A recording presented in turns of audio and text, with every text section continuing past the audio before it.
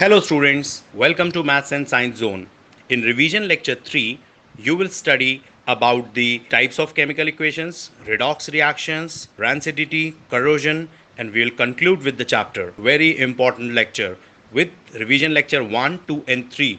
Revision class 3 और 3 का continuous in part 3 redox reactions. Redox में हम लोगों का जो ये रेड ऑक्स है ना, जो नाम दिया गया है रेड ऑक्स का, रेड माने लाल, ऑक्स माने बैल है ना, लाल बैल जो नाम दिया गया है, ये रेड आया किससे? रिडक्शन से, और ऑक्स आया किससे? ऑक्सीडेशन से। तो ऐसे सारे रिएक्शंस जिसमें रिडक्शन और ऑक्सीडेशन साइमल्टेनियसली होता है उन्हें हम रिडॉक्स रिएक्शन कहते हैं। तो यार ये बिना रिडक्शन जाने, ऑक्सीडेशन जाने हम रिडॉक्स के बारे में कैसे बात करने लगे? चलो तो वापसी मारते हैं, फ्लैशबैक में जाते हैं और उस फ्लैशबैक में रिडॉक्स रिएक्शन को जानने के लिए पहले जानते हैं ऑक्सीडेशन क्या होता है। ऑक्सीडेशन के बारे में बात करते हैं।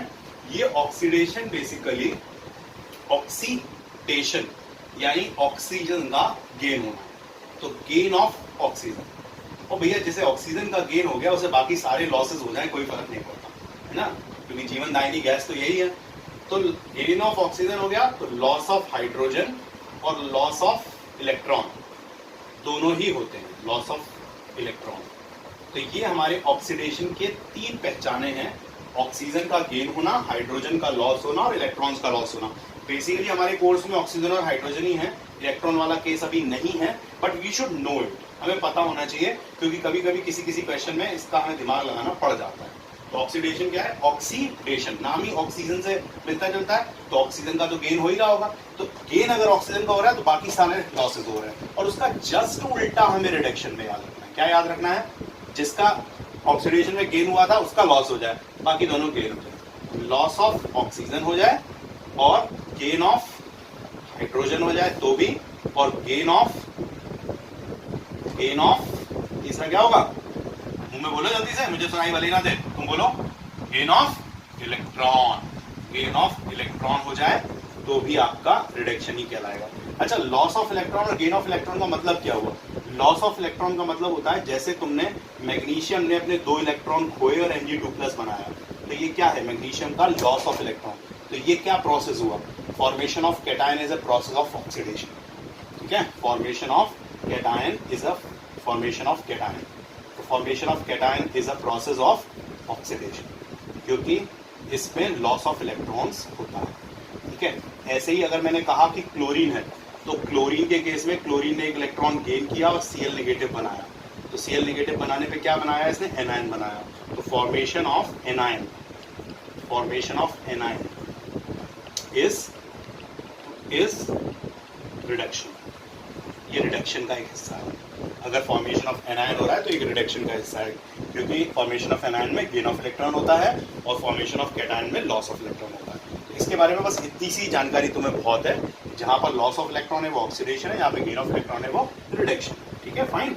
अब इस वाले हिस्से को मैं मिटा दे रहा हूँ। क्यों मिटा दे रहा हूँ? क्योंकि इसकी जरूरत हमारे चैप्टर में कम है। बस इन्हीं दो से पहचान लो, ऑक्सीडेशन में ऑक्सीजन का गेन, हाइड्रोजन का लॉस, रिडक्शन में ऑक्सीजन का लॉस, गेन ऑफ हाइड्रोजन। और जिन भी रिएक्शंस में ऑक्सीडेशन और रिडक्शन एक साथ होते हैं उन्हीं को हम लोग बोलते हैं redox reaction. Most of the reactions of chemistry are redox reactions, क्योंकि जहां पर भी ऑक्सीजन और हाइड्रोजन इन्वॉल्व होते हैं वहां पर किसी को कुछ मिल रहा होता है, किसी के पास से कुछ जा रहा होता है। अब समझने की बात इन रिडॉक्स रिएक्शंस में, redox reaction become very simple ना, तो रिडॉक्स रिएक्शन में समझने वाली बात क्या है कि एक मैं सबसे सिंपल रिडॉक्स रिएक्शन देता हूं। कॉपर ऑक्साइड में हाइड्रोजन मिलाना है और कॉपर को वापस पाना है और साथ में पानी निकाल देना है। अच्छा, इस रिएक्शन को हम लोगों को एक और फॉर्म में याद रखना चाहिए कि जो आपकी कॉपर ऑक्साइड की ब्लैक कोटिंग बनी होती है, कॉपर को जब आपने ऑक्सीजन के प्रेजेंस में हीट किया होता है तो कॉपर ऑक्साइड एक ब्लैक कलर का सब्सटेंस बनता है, उसको हाइड्रोजन से रिट्रीट करके वापस कॉपर मेटल ऑब्टेन होता है और उसका ब्लैक कलर रिड्यूस हो जाता है। तो ये रिएक्शन हम लोगों को उस चीज का भी बताती है कि कॉपर ऑक्साइड से वापस कॉपर बनाना, और copper oxide is black in colour, ये ब्लैक कोटिंग होती है, ये हमें याद रखना है। और कॉपर जो है वो ब्राउन होता है, तो जब ब्लैक कलर कॉपर ऑक्साइड पे हाइड्रोजन पास की जाएगी तो ब्राउन कलर कॉपर का रीफॉर्मेशन होगा। ये कलर चेंजेस में भी हमें रिएक्शन को याद रखना इंपॉर्टेंट है। चलो, ये one of the most common redox reaction है। यहाँ पर हाँ, जब ऑक्सीजन हाइड्रोजन दोनों फील्ड में हो ना तो ऑक्सीजन का वर्चस्व ज्यादा होता है, ऑक्सीजन की इंपॉर्टेंस डोमिनेशन ज्यादा होता है। तो ऑक्सीजन के इन्फ्लुएंस को यहाँ पे गौर करेंगे, हाइड्रोजन के इन्फ्लुएंस को नहीं। तो अब यहाँ पर बात करते हैं हम लोग कि इस हाइड्रोजन ने, कॉपर ऑक्साइड ने अपने आप को कॉपर बनाया, तो इसने क्या किया, लॉस ऑफ ऑक्सीजन हुआ। तो लॉस ऑफ ऑक्सीजन क्या होता है, रिडक्शन होता है। तो कॉपर ऑक्साइड का रिडक्शन हुआ, तो reduction of copper oxide to copper. हम लोगों का पहला इसका नोट हुआ, reduction of copper oxide into copper. अब यहाँ पे आप गौर करो, हाइड्रोजन ने ऑक्सीजन को गेन किया, तुम यहाँ पर हाइड्रोजन को ऑक्सीजन का गेन ऑफ ऑक्सीजन लिखोगे, गेन ऑफ ऑक्सीजन। तो ये गेन ऑफ ऑक्सीजन आपका किसको शो करता है, ऑक्सीडेशन, ये ऑक्सीडेशन को शो करता है। अब यहाँ पे हम लोग सेकंड चीज क्या लिखेंगे कि oxidation of H2 into H2। ठीक है, ये हमारी दो ऑब्जर्वेशंस हुई, फर्स्ट ऑब्जर्वेशन, सेकंड ऑब्जर्वेशन। अब इससे थर्ड और फोर्थ ऑब्जर्वेशन रेड्यूसिंग एजेंट और ऑक्सीडाइजिंग एजेंट की निकाली।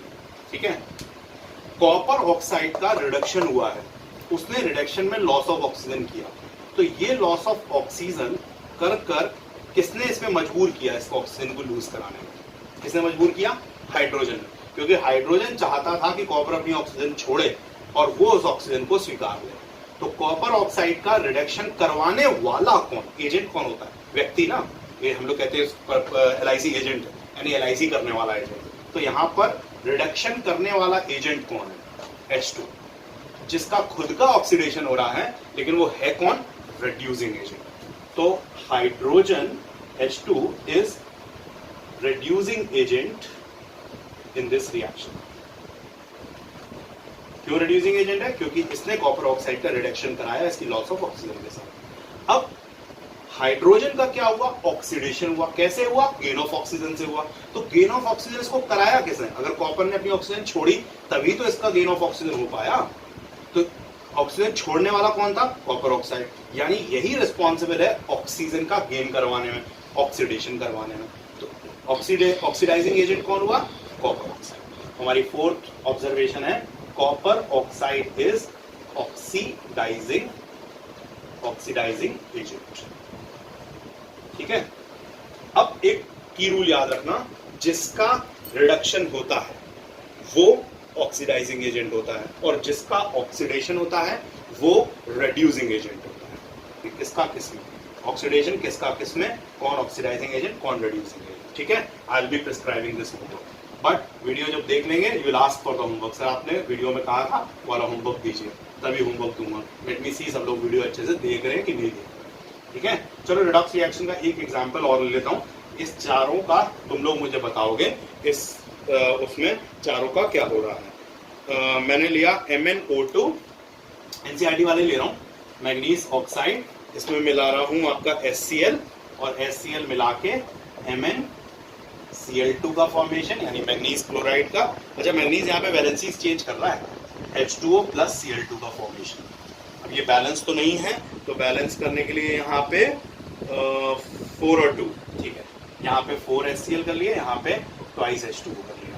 तो एक बार चेक कर लो, MN1 O2 2, O2 2, ऑक्सीजन मतलब 2, हाइड्रोजन यहाँ पे 4, हाइड्रोजन यहाँ पे 4, क्लोरीन यहाँ पे 4, क्लोरीन यहाँ पे 2 ही हो रहे हैं, और बढ़ाओ भाई, ट्वाइस Cl2। ठीक है, नहीं Cl2 यहाँ पे भी था, यहाँ ट्वाइस नहीं होगा, सिर्फ Cl2 होगा, क्योंकि ये Cl2 और ये Cl2 4 हो तो गए Cl2। ठीक है, तो ये अपना रिएक्शन हुआ। अब इसमें आप ये देख सकते हो कि 1 मोल ऑफ मैग्नीज ऑक्साइड, यहाँ पे मैग्नीज की 4+ वैलेंसी आ रही है, 4 मोल्स ऑफ HCl लिए, 1 मोल ऑफ मैग्नीज क्लोराइड बना, यहाँ पर मैग्नीज की वैलेंसी +2 आ रही है। Change of valency is very much possible in the reaction.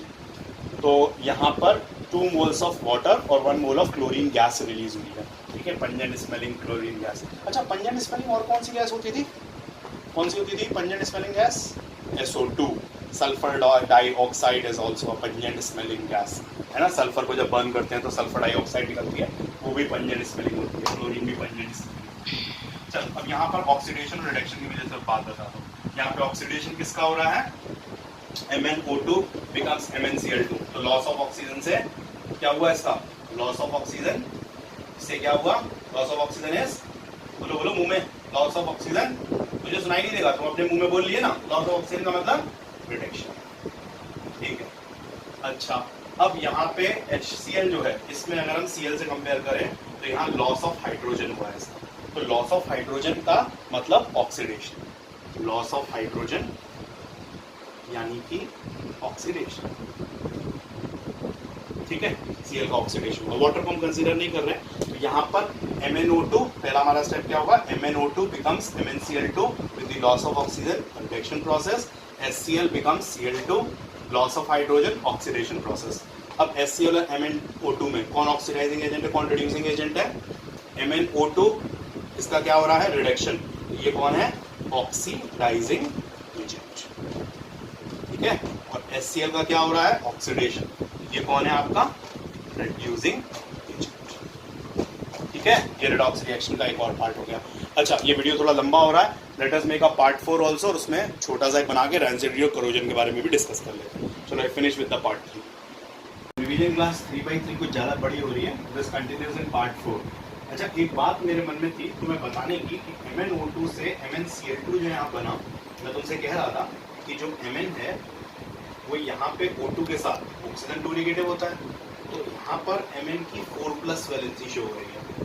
पर यहाँ पे अगर तुम देखो तो Mn की Cl1 नेगेटिव होता है, तो क्रिस क्रॉस में Mn की 2+ वैलेंसी शो हो रही है।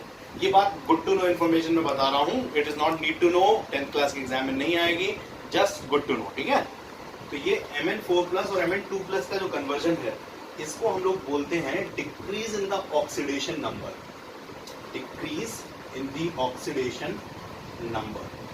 तुम कहोगे ऑक्सीडेशन नंबर क्या है, ऑक्सीडेशन नंबर का तुम साधारण सा मतलब इतना सा समझ लो कि किसी भी एलिमेंट का पॉजिटिव चार्ज कम होना, है ना, पॉजिटिव चार्ज कम होना। ये 4 पॉजिटिव पे था, 2 पॉजिटिव पे रह गया, तो 4 पॉजिटिव से अगर ये 2 पॉजिटिव पे रह गया तो यहाँ पर इसका डिक्रीज हो गया ऑक्सीडेशन नंबर, और decrease in oxidation number is also reduction. Oxidation और रिडक्शन के 2 पॉइंट्स और होते हैं, हम लोगों ने 3 पढ़ रखे थे ना, उसमें 2 पॉइंट और होते हैं। चलो वो 2 पॉइंट अभी मैं जॉट डाउन कर दूंगा। ये चीज देखो, Mn4+ से Mn2+ का बनना, ये भी एक तरह का क्या है, रिडक्शन प्रोसेस है। क्यों है रिडक्शन प्रोसेस, क्योंकि यहाँ पे रिडक्शन की एक property decrease in oxidation number हो रहा है, और ऑक्सीडेशन नंबर का डिक्रीज क्या चीज होती है, इस पॉजिटिव चार्ज का कम हो जाना। ठीक है, ये गुड टू नो इन्फॉर्मेशन है, फिर से बता रहा हूँ। ठीक है, रिडॉक्स रिएक्शंस का या ऑक्सीडेशन और रिडक्शन रिएक्शंस का पार्ट है। अच्छा, एक बात और बोलूं, सारे के सारे रिएक्शंस, अगर ऑक्सीडेशन हो रहा है तो साइमल्टेनियसली रिडक्शन होगा ही होगा, और अगर रिडक्शन हो रहा है तो साइमल्टेनियसली ऑक्सीडेशन होगा ही होगा, क्योंकि कोई भी रिएक्शन ओनली ऑक्सीडेशन या ओनली रिडक्शन नाम की नहीं होती। ओनली ऑक्सीडेशन जैसा कोई रिएक्शन नहीं होता, ओनली रिडक्शन जैसा कोई रिएक्शन नहीं होता। ठीक है, अगर एक होगा तो वो रिडॉक्स ही होगा, यानी रिडक्शन और ऑक्सीडेशन साइमल्टेनियसली चलने वाले प्रोसेस हैं। किसी भी रिएक्शन में अकेला ऑक्सीडेशन या अकेला रिडक्शन नहीं हो सकता। ठीक है, चलो अब मैं क्या बात बता रहा था, ऑक्सीडेशन के तुम्हें 2 पॉइंट्स और बता रहा था। तुम्हारे सिलेबस में 2 हैं, बट 5 जो है तुम जान सकते हो क्लास 10th के हिसाब से, भले ही एग्जाम में तुम्हारा 2 ही बेस्ड आएगा।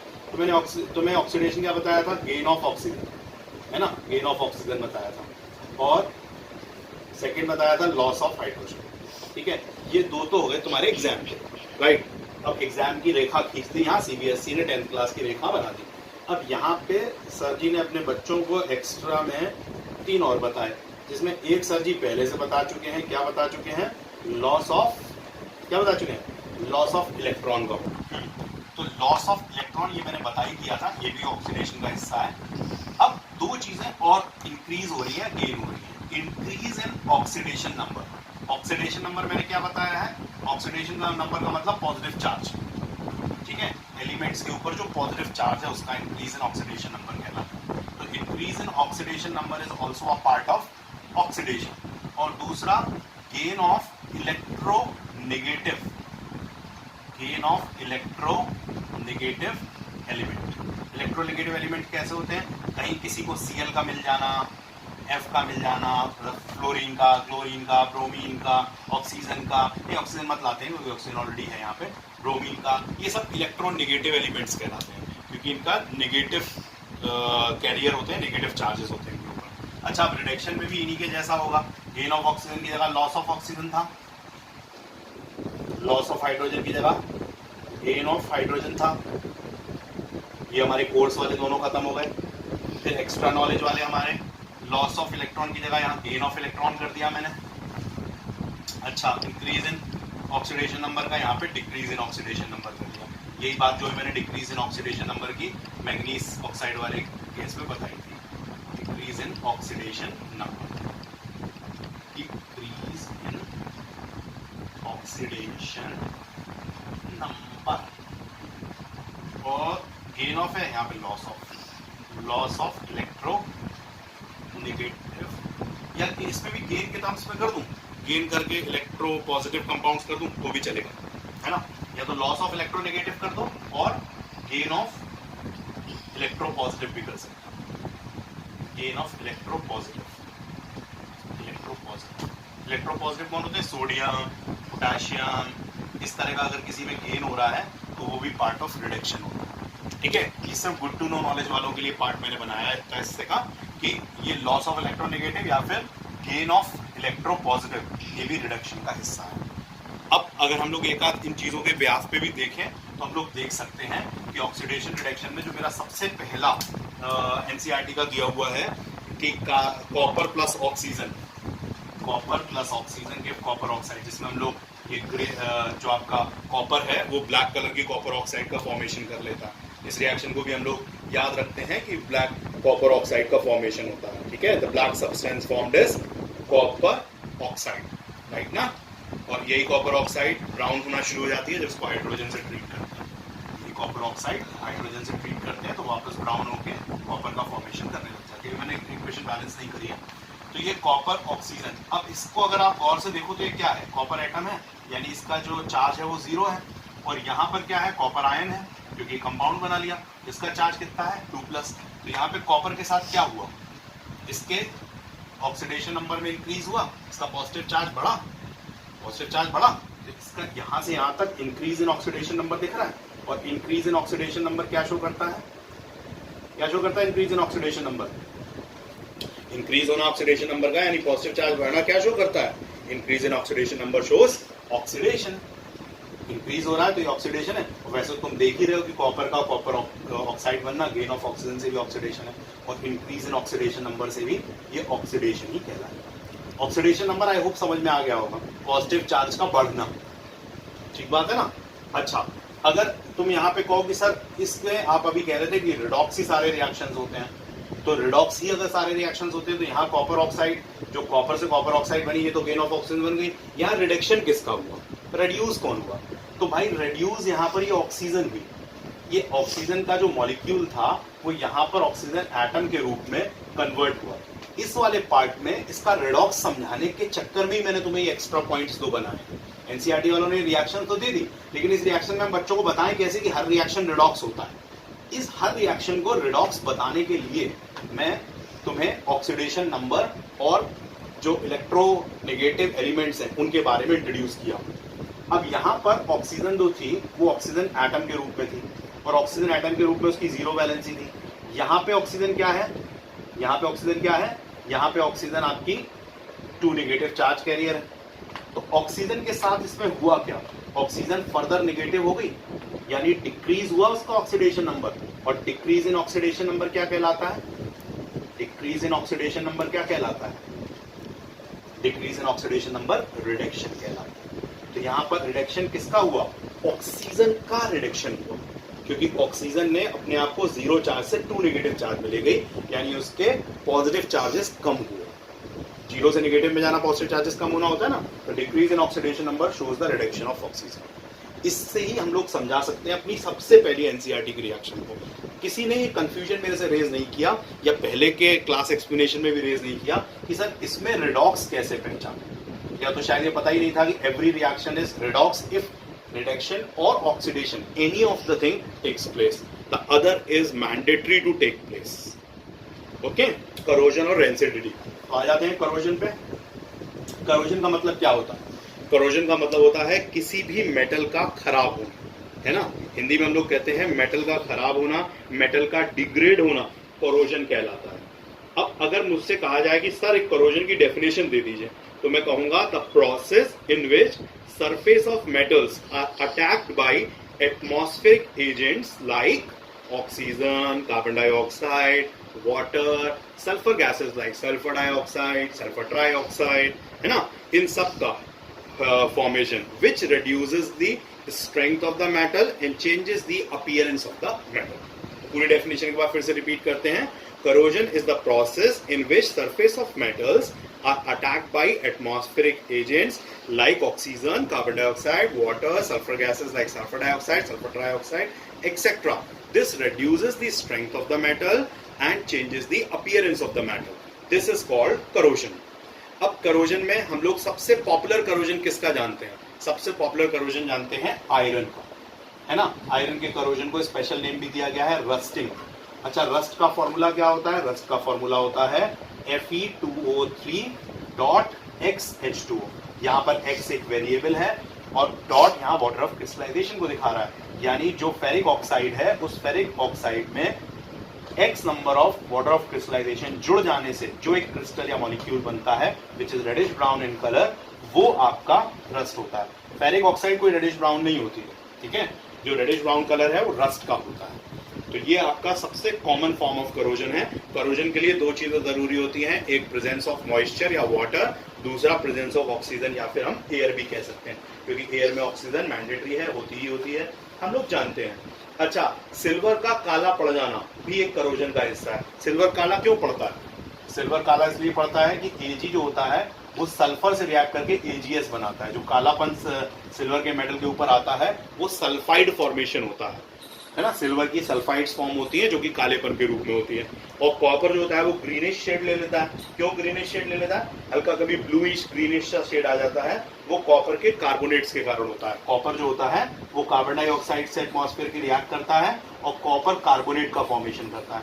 यही कॉपर कार्बोनेट ग्रीन ब्लूइश सा एक मेटल के ऊपर शेड दे देता है. इस ग्रीन ब्लूइश शेड का फॉर्मेशन ही आपका करोजन ऑफ कॉपर कहलाता है. कॉपर का, सिल्वर का, आयरन का, ये सबसे कॉमन होते हैं. जितने आपके मेटल्स जो लेस रिएक्टिव हैं, लाइक आपका गोल्ड है, प्लैटिनम है, इन मेटल्स में करोजन नहीं होता. ये मेटल्स किसी से रिएक्ट नहीं करते.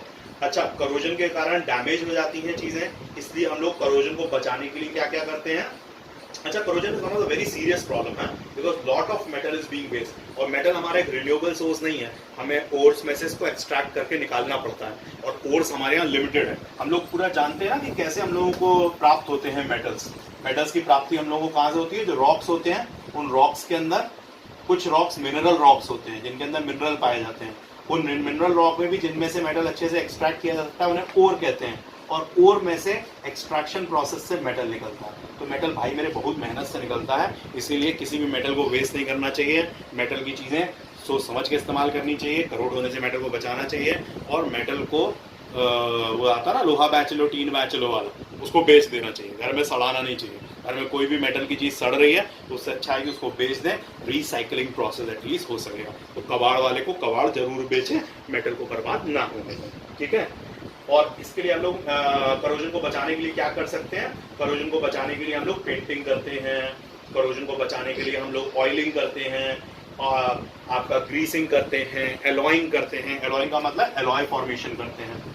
थोड़ा सा कार्बन डाल दिया अगर आयरन में तो स्टील बन गया, थोड़ा सा निकल और क्रोमियम डाल दिया तो स्टेनलेस स्टील बन गया. तो एलॉइंग प्रोसेस हम लोग डिटेल में पढ़ेंगे मेटल्स और नॉन मेटल्स चैप्टर में. और गैल्वेनाइजेशन करते हैं. गैल्वेनाइजेशन में जिंक की कोटिंग चढ़ा देना होता है. इलेक्ट्रोप्लेटिंग करना, किसी भी मेटल की प्लेटिंग कर देना, उसके ऊपर चढ़ा देना, ठीक है. नाइक्रोम प्लेटिंग भी कहलाती है, उसमें नाइक्रोम का चढ़ा देना, निकल का चढ़ा देना, तो निकल और क्रोमियम का चढ़ा देना. तो various kind of platings are there with the help of electricity, इसलिए उसको इलेक्ट्रोप्लेटिंग कहते हैं. गैल्वेनाइजेशन भी इलेक्ट्रोप्लेटिंग का पार्ट है जिसमें जिंक की कोटिंग चढ़ाई जाती है. ये सब कुछ करोजन को बचाने के लिए किया जाता है. लाखों करोड़ों रुपया करोजन को बचाने के लिए खर्च करना पड़ता है, बट नेचुरल प्रोसेस है, कुछ कर नहीं सकते. एटमॉस्फेरिक एजेंट्स फंक्शनल होंगे तो होंगे. अब लास्ट पार्ट हमारा आता है रैंसिडिटी. रैंसिडिटी किसी भी फैट या ऑयल कंटेनिंग फूड मटेरियल का ऑक्सीडाइज हो जाना रैंसिडिटी कहलाता है.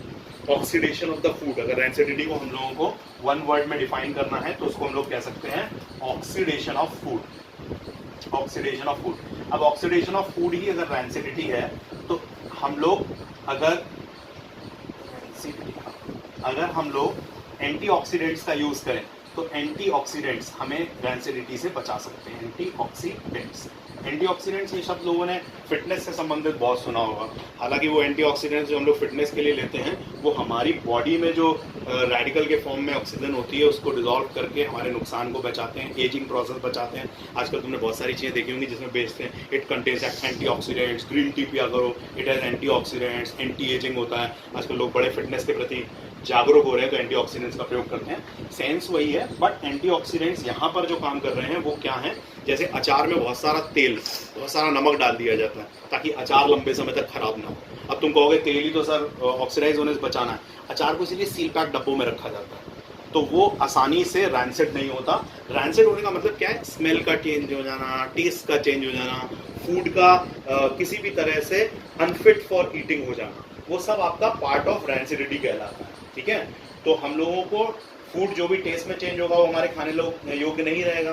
तो हमें क्या करना है कि हमें इसको ऑक्सीडाइज होने से बचाना है। तुमने जितने भी कभी चिप्स खरीदे हो, कुरकुरे खरीदे हो, सब फूले फूले होते हैं, उसके अंदर नाइट्रोजन गैस भरी जाती है। क्यों? क्योंकि नाइट्रोजन गैस एक तो एंटीऑक्सीडेंट भी है और साथ साथ इनएक्टिव गैस है, do not react with the food material. एक रैंसिडिटी की डेफिनेशन लिखते हैं, क्या होती है, when fat and oil containing food materials are left for long time, they are oxidized by atmospheric chemicals and thus there